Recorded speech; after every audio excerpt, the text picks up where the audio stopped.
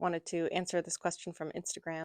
Why do we end up in the same emotional situations, whether it's within a community, a family, or romantic relationships? So the first thing to understand about human psychology is we will always choose a familiar pain over an unfamiliar non pain. Familiarity is related to survival. And if you're an especially stressed person, like a traumatized person, you're going to be particularly attuned to your survival. When you're tuned to a baseline survival that is bad, you devote a lot of your energy to coping, and it is a huge cost for you to try new things, new patterns, whatever it is. So you stay in that repetitive place, and that repetitive place will feel safe and comfortable and predictable. Now, how is it that you find the same situation over and over again? Your unconscious is looking for familiar behavioral patterns, and you're always going to choose the people and groups that allow you to play out the role you're used to. Emotional patterns exist within ecosystems. And though we think that we're this individual actor, we actually are very shaped by multiple data points in the ecosystem. And this is covered a lot in family systems literature and in the drama triangle.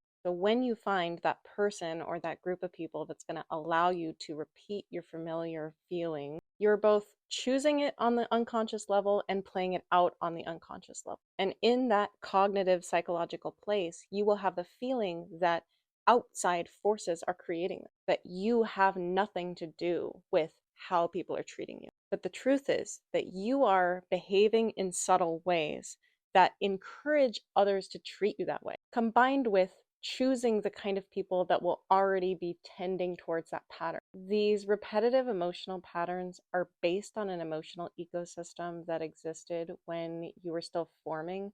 So they're often based on magical thinking because that's the way that children think. So in my pattern of being scapegoated, I have the feeling that something is wrong with me. And if I just behaved differently, then people would like me. That is not based on an adult version of my thinking. It is based on thinking that believes I could do something to change people.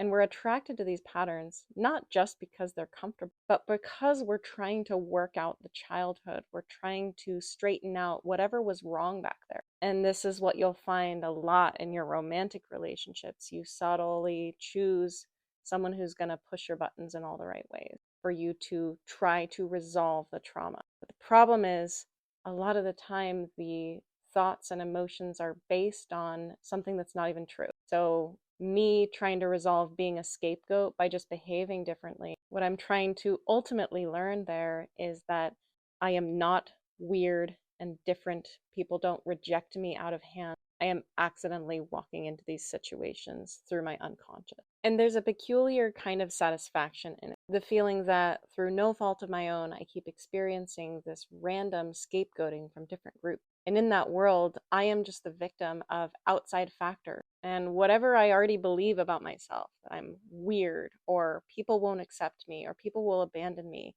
I get to confirm and I feel satisfied that I have predicted the future. A lot of this was outlined by a therapist on TikTok recently. His name is Austin Kahlo. He explains a lot more about this patterning, and I think a lot better than I was able to.